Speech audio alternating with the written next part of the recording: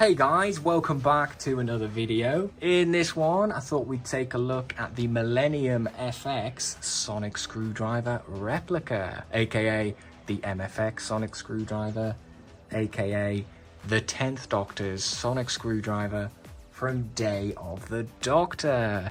Now, we have actually seen this pop up in a few of my other videos over the years, but it's never had a video of its own. So yeah, I thought we'd show it some love today, guys, and take a proper look at it. So yeah, let's go.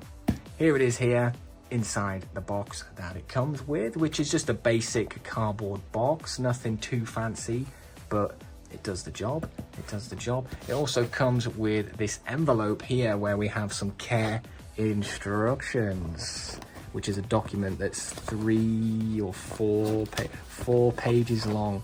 A 4-page document that tells you lots of information about the actual replica, you know, about the paint, about the batteries, how it was made, stuff like that. But we're not really going to look at that now because that would be a bit boring. We're going to take a look at the Sonic Screwdriver itself. Now we'll open the box up, and you can see we do have some padding inside the box to stop everything rolling around, so that's good, that's good. From the top here, you can see that's what we have inside the box. We have this card here, this certificate, the certificate of authenticity, we'll call it. We've got the 2005 to 2010 Doctor Who logo, prop replica, and we even have the licensed product sticker, which is very cool. There's a little TARDIS and Doctor Who logo on there, which is very nice, very nice. On the back we have the MFX logo and replicas by Millennium FX. So yeah, pretty cool little certificate thingy there, and I'll pop that on a stand so we can still kind of see it back there. We can still see it. Also in the box we get this little acrylic stand, this little plinth that the Sonic Screwdriver can sit on, which is yeah, pretty nice. And we also have, if I can get it, an Allen key, so we can access the batteries and undo the screwdriver, stuff like that. And of course the Sonic Screwdriver itself in this bag. So we'll slide the screwdriver out, and I will just pop it there for one moment. And you don't need that anymore, so I will move the box to the side. Okay, so there we have the Sonic Screwdriver on its stand. And what a nice stand it is. You know, it's pretty basic, but I do like it. They didn't have to include a stand, and they did. So yeah, pretty cool. So we'll take a quick look over the Sonic Screwdriver, and then I guess I'll talk a bit about it. So yeah, we can see it is quite beautiful. I am a big fan of the MFX Sonic Screwdriver. You know, I know some people don't like it, don't like the colour, don't like the wide window gaps, but yeah, I don't mind them. I think it looks good. I think it looks good. So we will start off by looking at the bottom, the end cap section, which is just this black sort of resin material which you can take off there. You can see this is how you access the batteries, but we're not going to look at that. So we'll put the end cap back on. You can see the aluminium end section there, which is very cool. I like that whole piece. You can unscrew that grub screw there, and that whole bit will come off, and then that reveals another grub screw that you also unscrew, and then this white bit can slide out, which is how you change the battery. But it's a bit of a finicky job, so I'm not really going to try and do that now. Moving up to the actual body of the Sonic Screwdriver, it's actually made of brass, so it's got a nice weight to it. Most of the well, in fact all of them are pretty much made out of aluminium, so this is the only replica that's made out of brass. And that is actually inaccurate because the props were aluminium, but it gives it this really nice weight, like it's sort of a real tool. And, you know, even in the internals, like the bottom internal compartment, that is also brass. I don't know if you can kind of see it in there. But yeah, so the internal, there you go, the internal bit's brass and the body's brass. So it has got a real nice weight to it. Not too heavy, but it's not light at the same time. So yeah, there's the body, which is nice. We've got the ridges here,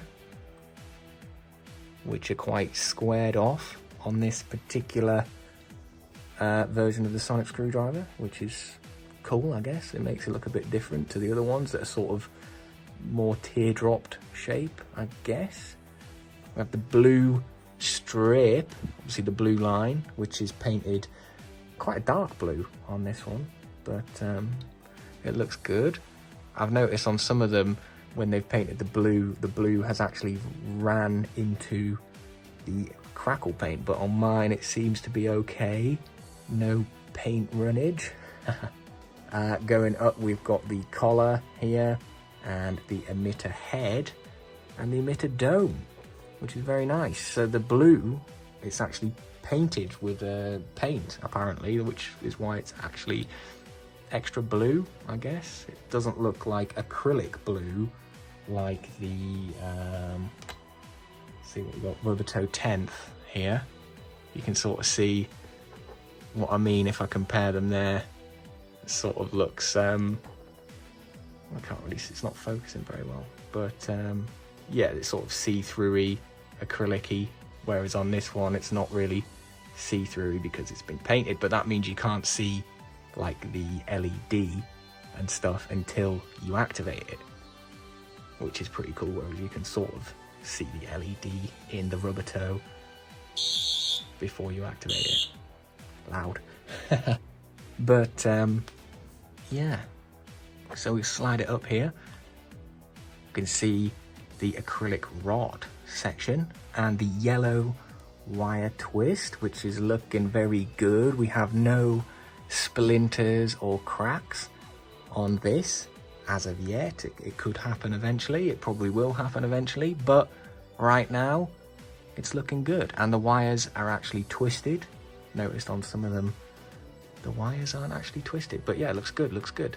And then the emitter head here, you can see it's got some big windows, especially when compared to the rubber toe, which I'm not actually here to do a comparison, but the rubber toe emitter head is pretty much accurate to the Series 4 props, which this is based on. I think it's based on the cream Roboto, but yeah, you can see the emitter head is slightly off, but it gives it a bit of character, you know, it gives it a bit of character. But obviously when this came out in 2009 and it was meant to look like the Series 4 prop and it didn't exactly, I can see why people would be a bit upset. But, you know, like I say, it was used in Day of the Doctor. Like, one of the replicas was used on screen, making, you know, all the other replicas that had kept their original paint job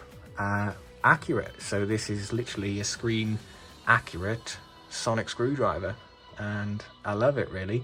No sound, but that's because it's, you know, it's a replica, and replicas technically shouldn't really have sound because, you know, the actual props that appeared on screen, they didn't have sound. You know, they added that in later. But personally, I do like a sonic to have sound, but I've learned to appreciate the ones that don't. So even though I am a fan of sonics that have sound, I do like this one, and I like the fact that it doesn't have sound. It's got real smooth sliding mechanism, probably the smoothest sliding mechanism of any sonic that slides that I have. The button is real nice, it's real soft, you know, no, you don't have to force it or anything, just a bit of pressure and it comes on, it slides up, no flickering or anything like that, although I have just put fresh batteries in, so it is nice and bright. Nice and bright. But yeah, I do really love this sonic screwdriver, and it stands out from the crowd, especially when you've got a lot of greys and creams in there. You've got this bad boy heritage gold at the end sticking out. I'm happy having this in the collection. It is a beauty, and yeah, I'm probably just gonna end the video here. Otherwise, I'll just keep going on forever and ever. But yes, this has been the Millennium FX Sonic Screwdriver Replica. Pretty nice. But yeah, thanks very much for watching. I'm sorry for waffling on quite a bit here, but I hope you've enjoyed, and I will see you in the next one. Goodbye.